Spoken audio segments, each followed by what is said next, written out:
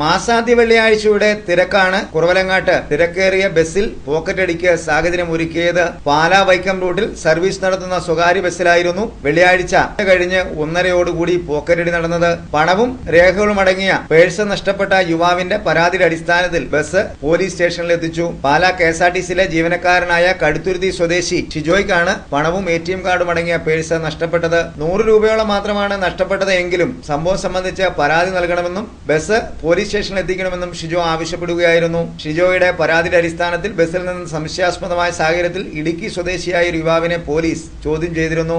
തിരച്ചിലിനൊടുവിൽ സ്വകാര്യ ബസ്സിൽ നിന്ന് കളഞ്ഞ നിലയിൽ പണവും രേഖകളും അടങ്ങിയ പേഴ്സ് കണ്ടെടുക്കുകയും ചെയ്തിട്ടുണ്ട്. മാസാദ്യ വെള്ളിയാഴ്ചകളിൽ ഏറെ ജനത്തിരക്കാണ് അനുഭവപ്പെടുന്നതെങ്കിലും പോലീസിന്റെ സജീവമായ സാന്നിധ്യം ഉണ്ടാകുന്നില്ല എന്ന പരാതി ശക്തമായിരിക്കുന്നതിനിടയിലാണ് പോക്കറ്റടി അടക്കം നടക്കുന്നത്. മുൻപും മാസാദ്യ വെള്ളിയാഴ്ചകളിൽ ബസ്സിൽ നിന്ന് ആഭരണങ്ങളും പണവും യാത്രക്കാരിൽ നിന്ന് കവർന്ന സംഭവങ്ങൾ ഉണ്ടായിട്ടുണ്ട്.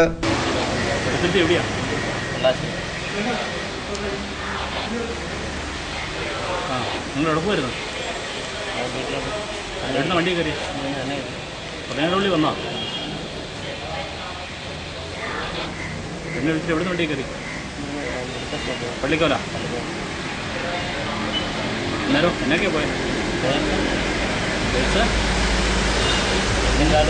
ATM card ഏതിയാ? സ്പീറ്റി എത്ര പോയി?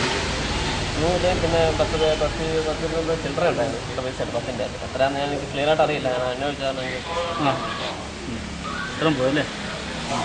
വേറെ ആരും പോയെന്ന് പറഞ്ഞാൽ അതെനിക്കറിയാം. 200 രൂപ പോയിട്ടുണ്ട്. അതൊന്നും ചെയ്യാറില്ല. ആചാരം തിരിച്ചു പോയിട്ടുണ്ട്. ആചാരൻ്റെ ഏത് വണ്ടിയിലായിരുന്നു? മാനുവലല്ല വണ്ടി.